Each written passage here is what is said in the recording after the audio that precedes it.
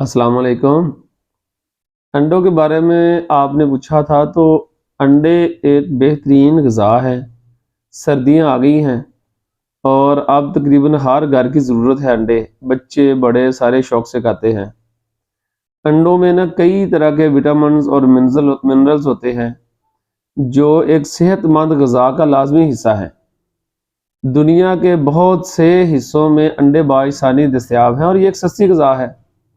ماضی میں کچھ تنازع چلتا رہا ہے کہ انڈوں میں کولیسٹرول وغیرہ زیادہ ہوتا ہے اور یہ بلڈ پریشر کے مریضوں کے لیے اتنے مفید نہیں ہے، لیکن اب جو موجودہ سوچ ہے کہ انڈے صحت مند غذا ہمارے لیے انتہائی ضروری ہیں۔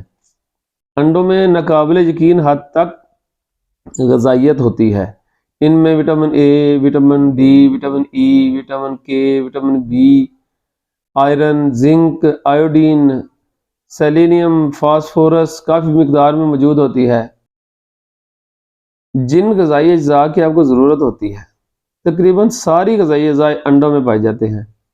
انڈے دل کی بیماری کو کم ہونے میں مفید ہیں۔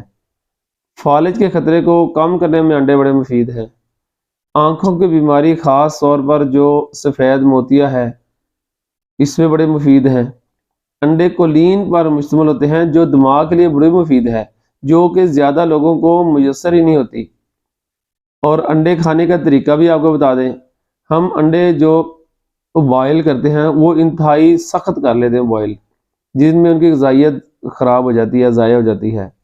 ان کو ہاف بوائل کریں، انڈے کی زردی لیکیج ہو رہی ہو، اس طرح انڈے ہاف فرائی کرنے چاہیے اور اس میں بھی پھر ان کی غذائیت محفوظ رہتی ہے۔ اس طرح ان کو دودھ میں ملا لیں، انڈے کی حلوہ بنا لیں، بچوں کے لیے اور سب کے لیے مفید ہے۔